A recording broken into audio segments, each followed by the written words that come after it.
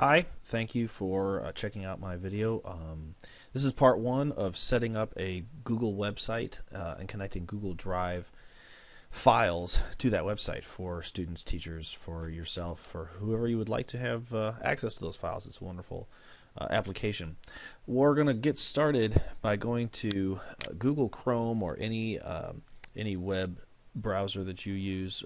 Chrome is the preferable one because Google is obviously in control of these file types and all of that. So Chrome would be your best bet. Internet Explorer, recent versions works. Firefox works pretty well. I would not suggest that you use Safari.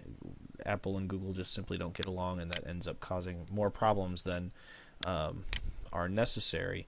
You can start by simply going to Google and clicking the login button. You're going to want to log into your Google account. And from there, up on the black bar is going to be a link either to Drive or Documents, based on whether or not you've updated. Over the summer, Google updated Google Documents to Google Drive. It's basically the same, but there are some added advantages. So we'll go ahead and click on the Drive button. If you've never used this before, you're going to get a screen that looks just like this. Welcome to Google Drive. You can actually install Drive on your PC, which is basically it's almost like a Dropbox folder. Whatever you save in that folder automatically links to every other computer you have on there, and it's like again, like cloud computing, cloud storage. We're not going to go that direction. You're welcome to do so on your own. What we are going to do is talk about My Drive, which is where your files are going to be stored within the Google Drive system. You have a couple options of getting your files there. You can either create them by clicking the Create button or upload them, which we'll talk about in a second. But if you click on the Create button, you've got some options here. You got a document, which is basically a Word document. It's sort of an older version. It can't do all the fun, exciting things that Word 10 can do, but it's pretty good. Same with presentation. It's an older version of PowerPoint. Spreadsheets are it's Excel. It's basically the same thing. Forms and drawings are a little bit different. They're new. Forms are it's almost like a survey. You can put questions on a form. People answer the questions. Their answers all get inputted into a spreadsheet, and you can collaborate or collect the information that way. It's a pretty good way to do that. And then obviously drawing is what it says. It's a drawing program, maybe like Paint. But what's wonderful about Google Drive and what sets it apart from other programs is it's collaborative in nature, because anybody who has access to edit these files can make changes, and those files get automatically saved. So there's no emailing of documents and worrying about which version you have. There isn't any problem with flash drives losing files and all that stuff, because it's all saved in the cloud and anybody can access it who has the rights to access those files. So anyway, you might want to start by creating a folder. You create a new folder down here. We'll just, for the sake of argument, call this School Stuff, which we now have created a folder. And there you have a folder. Obviously it's empty. But in this folder, we're going to create a document just for practice. Here's my document. Once you click it, the first thing you're going to want to do is change the title. So we'll just call it Sample Document. If I could spell, that would be great. Sample Document. Within this document, again, I can put whatever information you want to put. Okay, now you have this file. Again, this is basically a Word file. You know how Word works, all of the options up on top. What's great about it is that you can share these files by clicking on the blue share button up in the top right hand corner. Right now the default is private only to you, so only you can access this file. But if you share it, you now are given the option. You can either, there's your personal account, but you can also change this. Right now it's private, like I said, but you can change it to allow anyone with the link to be able to view it, which is what we're going to do when we're applying this to our website. When you change it to anyone with the link, simply copy the link that's shown up there. If I click on that and hit save, I copy that link. People don't have to sign in. They can't edit it, but they can view it. So it says anyone who has the link can view. So again, they can't make any changes, but they can see it, print it, share it, those types of things. If you change it to public on the web, anyone can find it and have access, and it's searchable through Google. We're not going to go that direction. We're just going to keep it. Anyone with the link can see it. So we're going to save this, and up here, if you want to give people the right to edit it, then you have to add them in through your contacts. So you can add in their email address. They get sent an email that they have the right to change it. They can then log into Google and they can see it and make whatever changes. Again, so this is for the collaborative purposes. Really great for students who want to work together on a presentation or whatever, or a Word document, however you want them to do it, but that's a really handy way of doing it.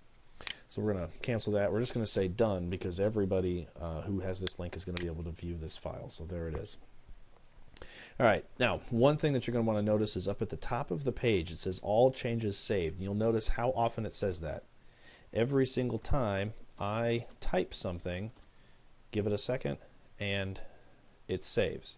Okay. Now again, every change you make is automatically saved. That is the most useful part of Google Documents. Is again, as long as you have an internet connection, your changes are automatically saved. So that's very handy. So obviously it says it's changed. To get out of it, simply close that tab. There's our sample document. If we want to get back to it, open it up. This is the document that I just got finished typing. Everything looks fine. I'm going to close it up. The other side of this is to upload files. So you can upload files by simply clicking on the upload button. And again, what we're looking for, you can upload an entire folder of files. You can upload a file on its own. Default storage in Google Drive is 5 gigabytes.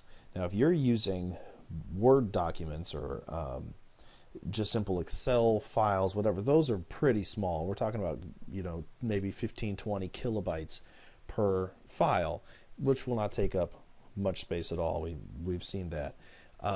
What's great about this is that Google Documents, or documents that you upload and convert into Google Documents, they don't count that as space. So if you upload everything and convert it to a Google document, then you will be using 0 of your gigabytes. So you essentially have an unlimited amount of space. You'll never run out of space if you go with this format. So again, this is a really handy tool, and I'll explain it why when we start talking about the website. But let's, for the sake of argument, we're going to upload a file. So we're going to open it. Now, right now, what I have is I have my conversion settings to be off. So what it's done is uploaded a website, or I'm sorry, a document, and it's staying as a Word document. You cannot edit it on Google Docs. What you want to do is convert the uploaded files to Google Doc formats, or even confirm the settings before each upload. So let's say if I want to convert the uploaded files, I can do that way. So now my conversion is on. So my upload has been completed. We're going to do this again, and I'm going to show you the difference between the two. Let's upload that exact same file. This time with my conversions on. Choose the file, click open. Now, okay, and I'm going to confirm this before each upload, because I may not want to do this for every file. But if I'm uploading, here it is, it's uploading. Now it's going to convert it to a Google document. It's done. I can either share it straight from here, or I can close this and take a look. Now the difference between these two files, one is it's a Word document, it's got a W in front of it. When I click on this, it brings up the document almost in PDF form. I cannot edit it, I can't make any changes, but there's the document. Okay, it looks exactly the way it looked before. Now, if I close this and open up now the converted version, there's going to be some changes. For a file that looks like that, it's not just straight words, there may be some differences. The pictures might be moved. There's not a lot of pictures, not a lot of changes here. But now notice, I can now edit this same file in Google Docs, make whatever changes I want to make, and it's going to be saved basically in the same format. Okay, so one version, the Word version, takes up memory. The other version does not take up any memory. So again, the benefits of converting it, basically storage space plus editing ability online. And again, you can access these files from any computer that has access to the internet. So anyway, that's how we're gonna set these up. Now we've set up our sample document, we've uploaded it, we've shared it with anybody who has the link, and we're going to come back to this site in a minute with our second video as we're setting up our website. So we're going to come back once we set up our website.